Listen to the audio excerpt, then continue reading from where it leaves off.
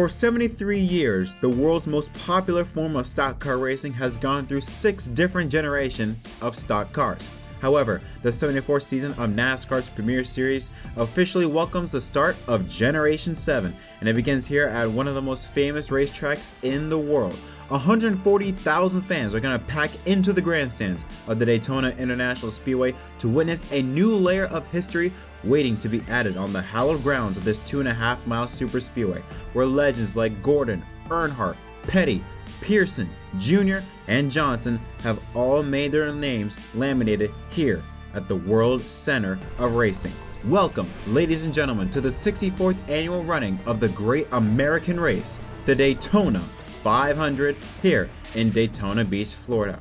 And unlike the past 2 years, it looks like this year's edition of the 500 will have no issue with rain. Temperature going to be in the mid 70s, 10% chance of rain, 62% humidity with an 11-mile-per-hour wind near the racetrack. And welcome, ladies and gentlemen, to another episode of MDK Race Day and to the official start of the 2022 NASCAR Cup Series season. Welcome to the 2022 Daytona 500 preview show. My name is Jett. Hope you're having a wonderful Sunday.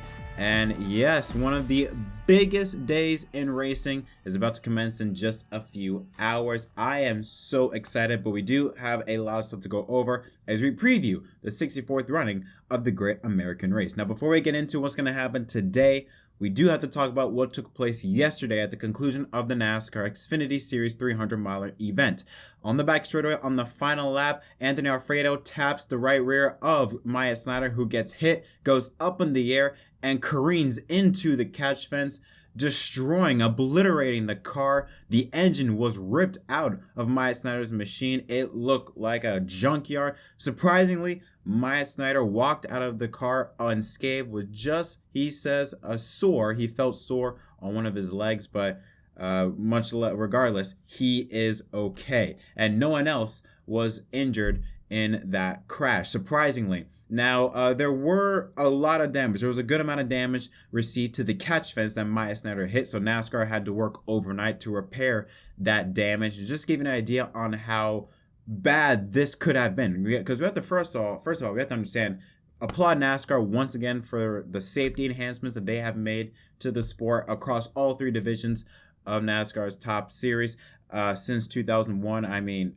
the fact that Snyder walked away from a crash like that right away is unbelievable. But to give you an idea on how bad it could have been, remember, like I said, he went into the catch fence. A lot of debris still was able to go through the catch fence. It did do its job. It did keep the car on the racetrack, but some debris did fly through the catch fence. And it hit an RV. Whose RV? Michael Jordan. Yes, the owner of 2311 Racing had a piece of debris hit the front of his RV. And actually, Michael Jordan and Bubba Wallace and their whole team were right there, right in the middle of it all. So another great testament to the safety enhancements of not only NASCAR, but to the racetrack, because who knows? It could have gone a lot worse had that catch fence not hold that car in place. Now, I do have a video regarding super speedway racing as a whole, but we'll talk about that on Monday. But for now, let's talk about what's going to happen in today's Daytona 500. Now, of course, Wednesday was Daytona 500 qualifying, and on Thursdays were the dual races, and it was pretty uneventful and didn't really give us a good idea of what's going to take place in the 500, but that's really all we can go off of. So we'll use the duels as a good part of my preview of what can we expect in the 500. But first, we have to take a look at the 40 drivers that will compete for the Harley J. Earl Trophy. So now let's take a look at the Daytona 500 starting lineup for 2022. On Wednesday, once again, it was an all-Hendrick front row. Kyle Larson, the defending series champion, will start the 500 from the pole. To his outside is Alex Bowman, who is on the front row once again for the 5th consecutive year. Row 2, RFK Racing is starting out their new partnership with a couple of wins from their dual races on Thursday. Brad Keselowski, who has 7 super speedway wins, including one here at Daytona in July of 2016, and Chris Buescher, who has the best finish of 3rd in the 2020 500. Row 3 has rookie Austin Cindric replacing Brad Keselowski in the number 2 Ford, making his 500 debut, and to his outside is a defending Daytona 500 champion, Michael McDowell. The Ford train continues in row 4 with Ryan Blaney, who won here the last time the Cup Series was at Daytona in the fall of 2021. He has 2 second place finishes in the 500, and to his outside is Satellite Racing Team's Wood Brothers Racing, with driver rookie Harrison Burton making his 500 debut. Rounding out the top 10 is Chase Briscoe, who has 2 top 5s in his 5 Xfinity starts, and Kyle Busch, the 2-time Cup Series champion, has won everything there is to win in racing except the Great American Race. He is a 2008 Daytona 400 winner, but he does have a best finish of 2nd in the 500 3 years ago. Row 6 has the 2020 Cup Series champion, most popular drivers, Chase Elliott, who finished 2nd here in last year's 500, and Christopher Bell in the 20 car, best finish of 13th in the fall 2 years ago. Row 7 has Eric Jones in the 43 Chevrolet, the 2018 Daytona 400 winner, and Martin Truex Jr., who came oh so close to winning the 500 back in 2016, will start off in the 14th position. Row 8 has Tyler Reddick, who finished 5th here in the fall of Daytona last year, and Bubba Wallace, who won at Talladega last fall, has the best finish of 2nd in the 500 back in 2018. Row 9 has Kurt Busch, the 2004 champion of the series and 2017 500 champion, sits alongside Ricky Stenhouse Jr., who won here in July of 2017. And right at the top 20 is Ross Chastain for Trackhouse Racing, his new ride for 2022, best finish of 7th back in 2021.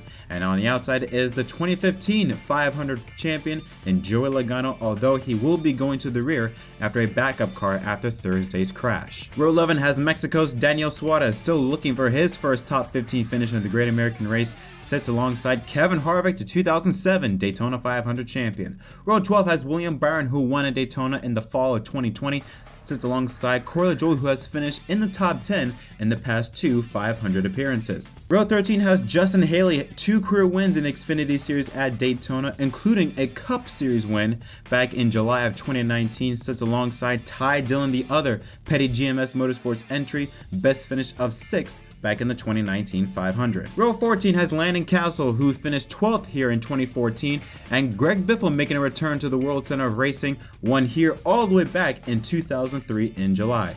Row 15 has rookie Todd Gilliland making his way into the Cup Series from Truck Series competition, sits alongside the 3-time Daytona 500 champion Denny Hamlin. Row 16 has Cole Custer, best finish of 11th in last year's 500, and Cody Ware for Rick Ware Racing, making his 3rd 500 appearance. 2017 has Daniel Hemrick, the defending Xfinity Series champion, sits alongside David Reagan, who won here back in July of 2011. Row 18 has Kaz Grala and the newly built The Money Team Racing with Floyd Mayweather, competing in his 2nd 500 appearance, sits alongside the 2018 Daytona 500 champion, RCR's Austin Dillon. Row 19 has BJ McLeod making his 4th 500 appearance, and Eric Almirola making his final Daytona 500 start, who won here in July of 2014 and was in 2nd place in 2018 until Austin Dillon wrecked him in turn 4. And rounding out the 40 car field is Noah Gragson making his 500 debut, and Jacques Villeneuve, the 1997 Formula One world champion, also making his Daytona 500 debut, and he's already going to be at the rear of this race due to an engine change. So now let's take a look at the odds to win the Daytona 500 presented by DraftKings Sportsbook. Now, of course, since it is a super speedway, if you're in it, you can win it, but still, defending Cup Series champion Kyle Larson sits on top with plus 900, and 3-time Daytona 500 champion Denny Hamlin, the only multiple-time winner in the field, also sitting at plus 900. Ryan Blaney, who won the last time the Cup Series was at Daytona, plus 1,000. 2020 Cup champ Chase Elliott, plus 1,100. 2015 500 champion Joey Logano, plus 1,200. Keselowski, 1,400. And then Byron and Kyle Busch, 1,500 each. Dillon and Bowman, 1,800. Truex, Bubba Wallace, Kurt Busch, Kevin Harvick, plus 2,000. And Eric Almirola, Ricky Stenhouse Jr., Austin Cindric, Chris Buescher, and Tyler Reddick sitting at plus 2,500. But again, when it comes with betting on a super speedway, your odds of getting it right are very low. Not completely impossible, not impossible, but very low, because anything can happen in the Great American Race. Now, we do know that it is unpredictable, but will this year's 500 be as chaotic as it been in previous 500-mile races? That's the question, because if we do take a look at the dual races and how those events transpired, one thing I was concerned at the very least was how quickly you could lose the draft with this next gen car. I guess we should say Gen 7 car. Usually, for example, last year's package with the Gen 6 car, with the new aero package and the much higher spoiler, created a bigger hole in the air, which allowed cars from very far back to get tremendous runs and be able to stay in the draft and able to make slingshot moves and things like that. This year's cars doesn't seem to do that effect. You can still, the good thing about this is this, there's none of that bubble effect. What we saw with the Gen 6 car, you could pull up to a driver and stall. We don't see that. You don't see that with this new car. If you have a run on it, that momentum will keep on going until you hit the driver in front of you. But it seems as though if you get a bit too far back, you don't have that comfort zone where you can lag back a little bit and still be in the draft. There's going to be a point in time where we could see a lot of drivers lose the draft extremely quickly, reminiscent of the 90s. And it could be reminiscent of the 90s. What we saw in the late 90s type of 500-mile races was that we would see cars break up. I mean, they'd be close together, but we would see them break up into different small packs. Especially, we would see the front 4 or 5 guys break off from the rest of the field, and they weren't able to catch up just because they couldn't get the sniff of that draft. Once you just lose a little bit, you lose all of it. So that was a concerning thing let's just say concerning thing. Because again, I think all of us want this 500-mile race, or the Daytona 500, to be a fun event, to be an exciting and intense event. And having that issue where drivers could easily lose the draft so quickly could create a situation where we could see the packs spread out a lot and create kind of a late 90s style 500-mile race, which would be good for obviously the much older fan base, maybe not so fun for the newer fan base. It's going to be a lot more strategic, this 500-mile race, I feel like, will be in recent years. The previous 500-mile races, they've been basically just go at it and survive till the end. I think this year's Daytona 500 will be much more strategic, much more mentally, and much more of a mental game in terms of the right moves you have to make, rather than a mental game in terms of just surviving. Now, will it be 2013 type of a race? I don't think so. I don't think it's going to be that boring, mainly because, again, within 2013, you couldn't make runs. You would stall out. With this year's package, you can make runs. You still have that punch, or you can still punch that hole in the air and get good runs. You can still suck up to a car and not have that bubble of air break your momentum. But it's going to be a lot easier, way more easier for drivers to lose the draft. So if there's a situation where, let's say, the Fords get out in front, we're going to talk about them in a little bit. If the Fords are able to team up and get out in front, they could possibly break away from the entire field. It could be like in 2018 fall at Talladega, where we saw Stewart-Haas just break away from everyone else in the whole field. Now, the only reason why I think that's a possibility is mainly because we don't know. The thing is, with the duels, is the only thing we can go off of. And with the dual races, 2 things. Number 1, it's half the field. And number 2, the duels aren't like the duels in previous years, or from even a decade ago, where drivers went all out. Nowadays, drivers just sit, wait, and coast until the last couple laps. And even then, in the last couple laps, we saw Brad Keselowski. He was able, when he wanted to make a run, he was able to do that. Final lap in duel number 2 with Logano and Buescher, when he wanted to make a run, he was able to do that. So we know there's a possibility of creating runs to get by drivers.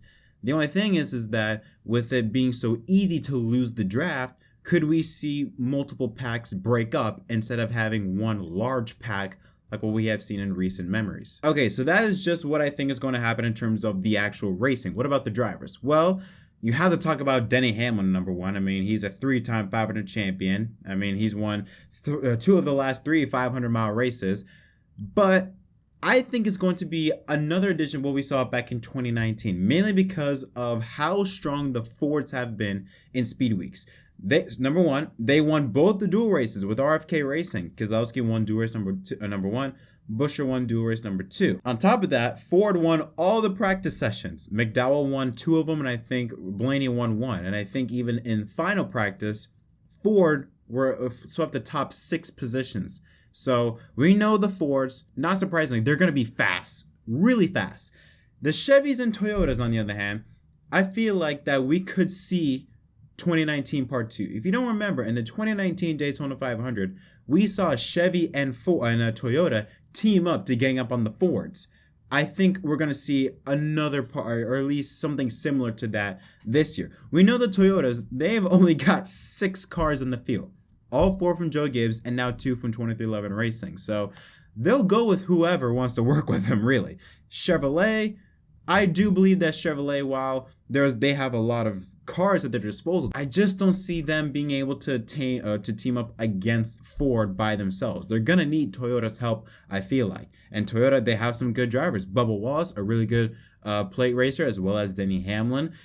They got some good drivers. If they can team up to gang up on the Fords, it could be an exciting race. But the number one thing I think for this 500 is you're going to have to keep Ford from getting out in front.